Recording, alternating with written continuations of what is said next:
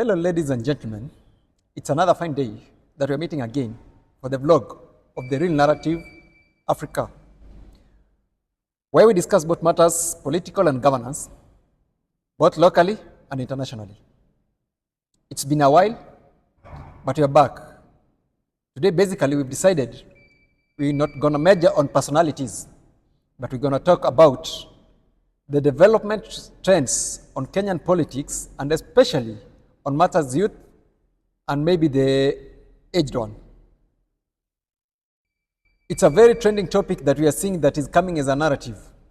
Yes, remember on major election, various narratives have been used to drive the voters into a given corner or into a given following that ends up into formation of a government.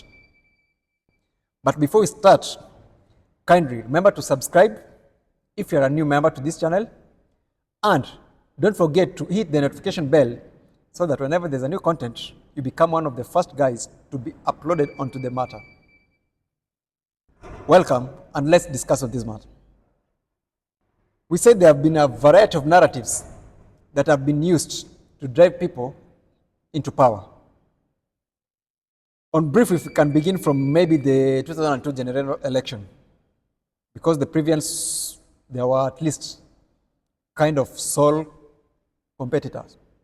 But on the 2002, we saw the operation. It was all about the narrative of Ondoa Moi, KANU, Madarakani. It came in 2007. There was a narrative that was being driven, one against the 42.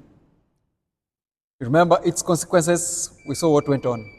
It's not a matter to discuss. In 2013, we came with another narrative. Remember, there was Save Our Sons. We know what went on because there were some people that were facing charges. I think it worked.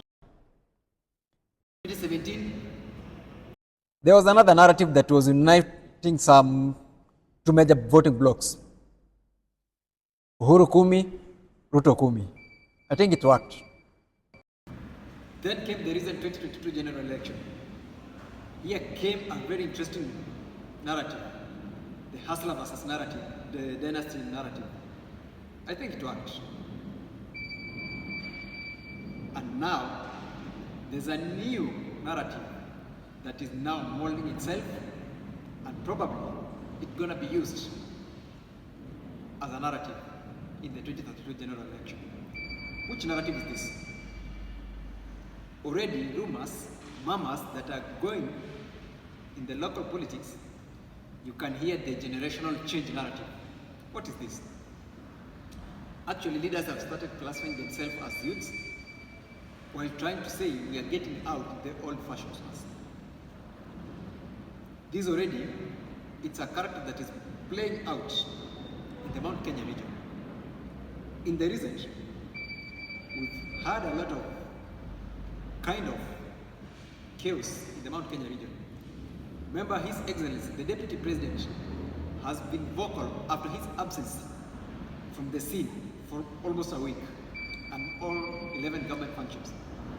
After that, he came and said he was into the hiding, moving around his backyard using a pro box trying to consult.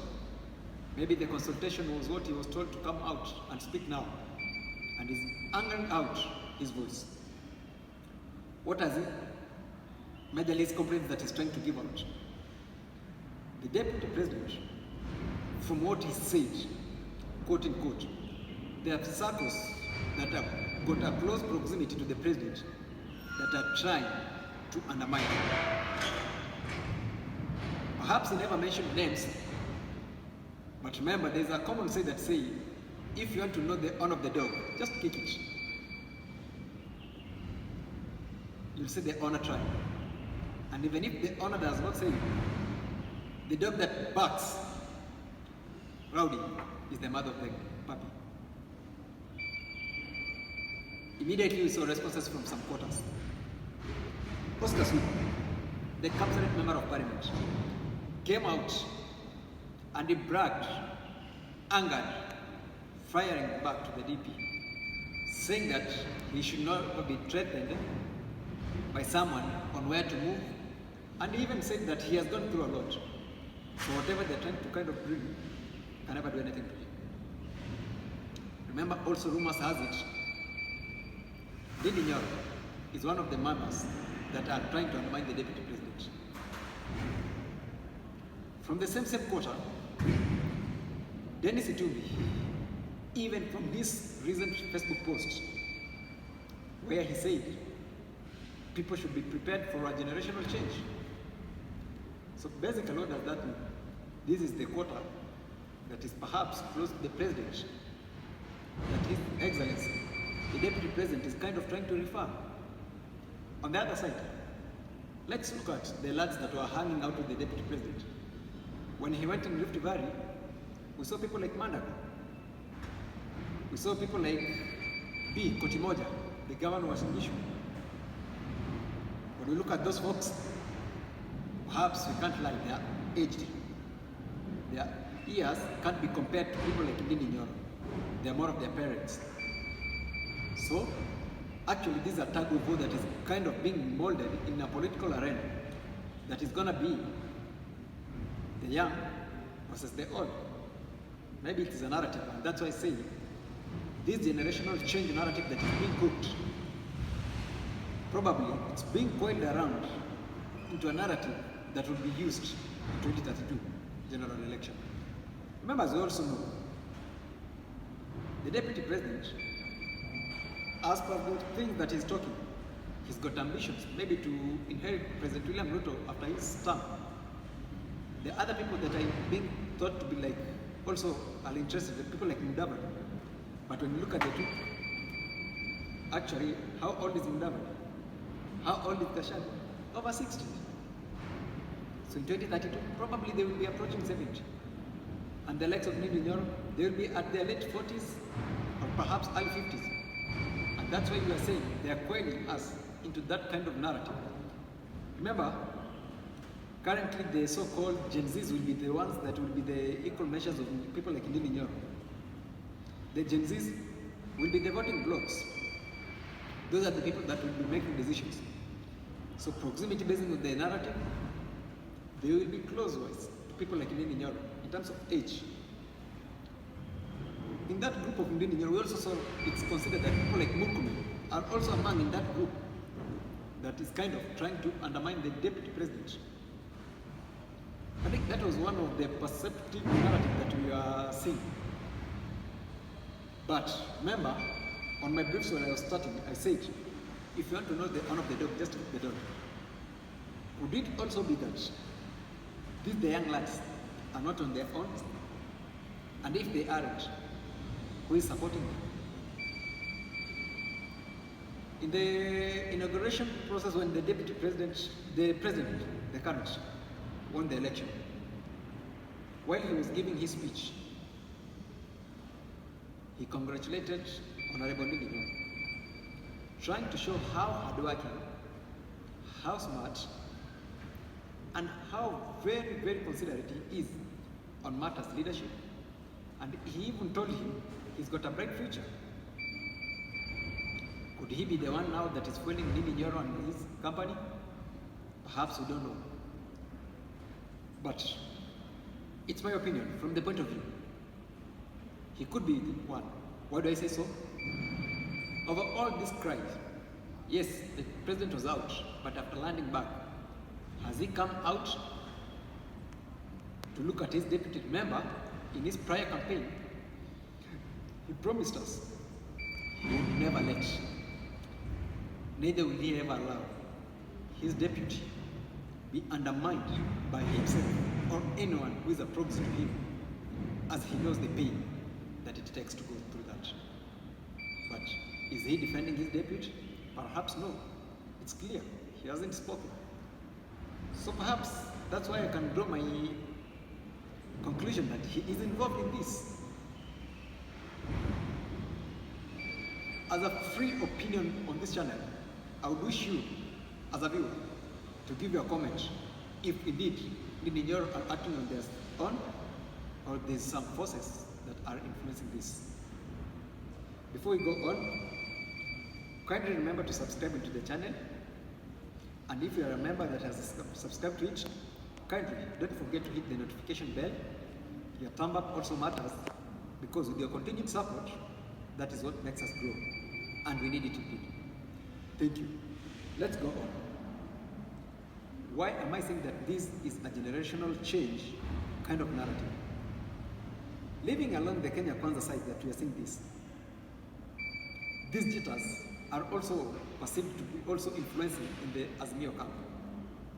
When today I was going across various newspapers, there's one of the newspapers that was kind of describing how Babu Owino, the member of Embakasi, is also bringing jitters in the ODM party. Remember, in the recent past, Babu Owino visited Kisumu. The crowd that came out, huge, supportive, cheering. Actually, this normally happens with only Babu. But Babu Owino managed it, and he was on his own. What does this tell you? He's got also influences. Maybe a lot of people think he could be the next kingpin of the Luo Nyanza. So indeed, it's a generational change that is kind of sweeping across all the parties. Remember ODM, who are the opponents that are kind of trying to fight Babu Owino? Ali Hassan Joho, Wycliffe Oparanya. How old are they?